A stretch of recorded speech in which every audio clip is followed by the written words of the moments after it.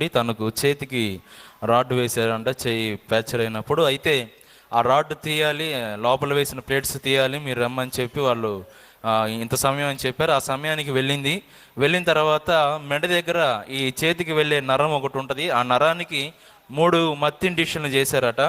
అమ్మా, నీ బాడీకి ఈ చేతికి మత్తు ఎక్కితే ఇంతటితో ఏదైనా తీయటానికి అవకాశం ఉంటుంది. మత్తు ఎక్కని పక్షంలో వెన్నుపూసకి మేము ఆ మత్తు ఇండిక్షన్ చేయాలి. మరి వెన్నుపూసకు మత్తు ఇచ్చిన తర్వాత బాడీ ఎలాగా ఇదైతే మాకు తెలియదు, నీకు ఇష్టమైతే చెప్పు, మేము సంతకం పెడితే ఆపరేషన్కి సిద్ధపరుస్తామని చెప్పారట.